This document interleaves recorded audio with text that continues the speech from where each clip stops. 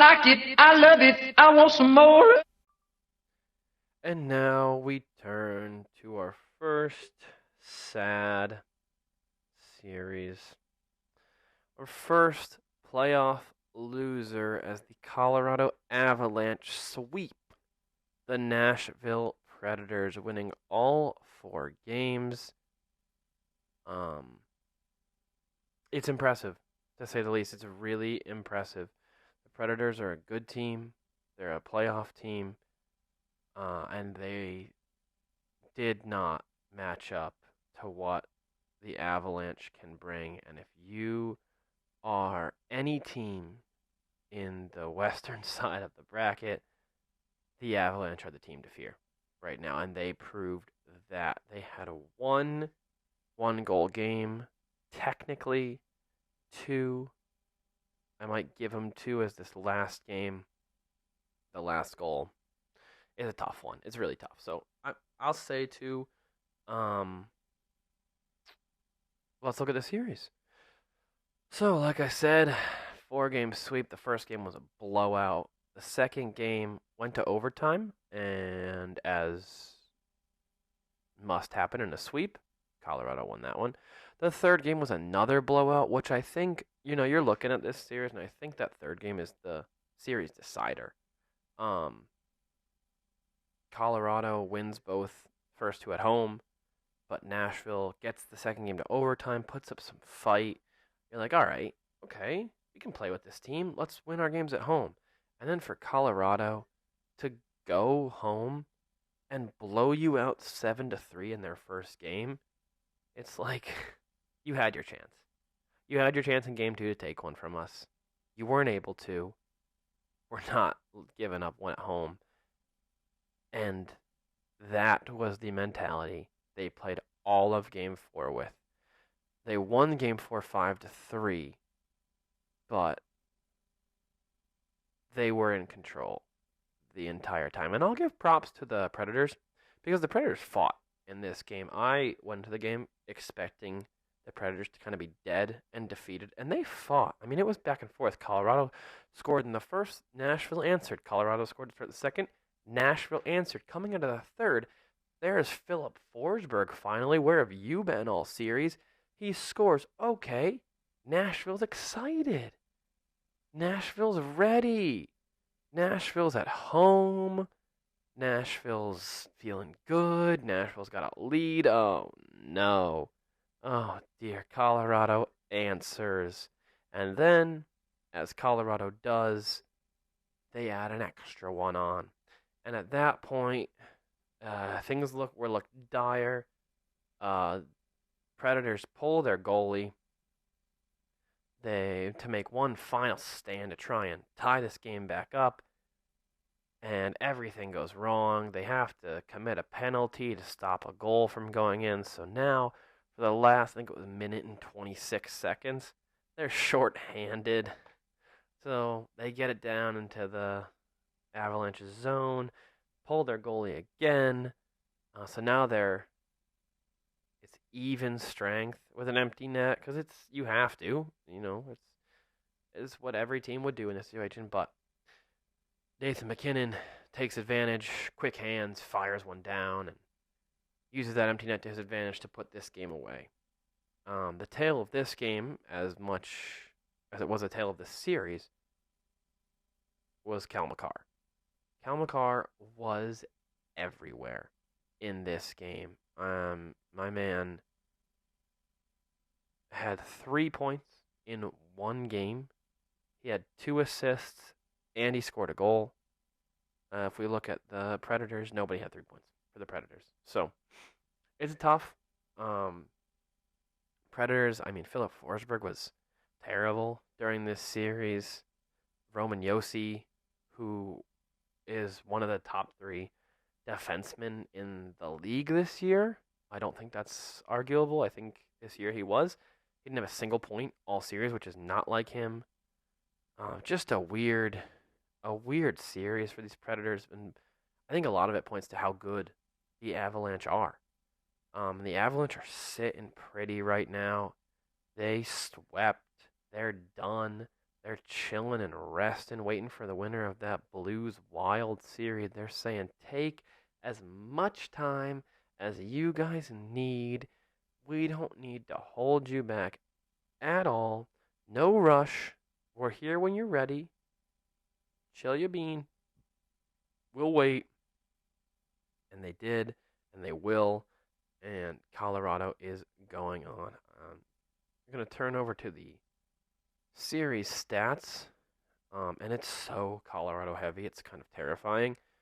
But points leader in this series, you could probably guess, is Cal McCarr, 10. And to just wrap that into perspective, the average player gets a point a game, possibly a point every other game. A star will get 2-point games fairly often. To have 10 points in 4 games is crazy. That's some special stuff. This guy's 23. He plays defense. Let's put that out there. He's not an offenseman. It's not like he's just waiting in front, tapping in pucks, getting passes from everybody. He plays defense. He's taking the puck up the whole ice. He's also getting back there, laying his body on people. He's on the ice for the most time out of anyone. Obviously, you want him out there the whole game if you can. But 10 points. 7 of those points are assists, which is what you want for a defenseman. He's taking it in, he's running things, and he's dishing it to people. And he's got a great system because he's out there with Nathan MacKinnon, who, just like McCarr, at any point can be the best player on the ice. And if you're going to pass the puck a lot and you want to get a lot of assists, Nathan MacKinnon might be the guy you want getting the pass and shooting it. He has 5 goals this series. He has 6 points in the series. He's a special player, and we know that he wants to win this year. And I think the Avalanche put their stamp on this playoffs. A lot of teams playing well early in the playoffs. A lot of teams fighting, battling. The Avalanche are here saying, you have your battles. You have your fights. We haven't lost yet. We don't plan on losing. It's a little intimidating, I will say. It's special stuff. Nashville fans, I don't got much for you.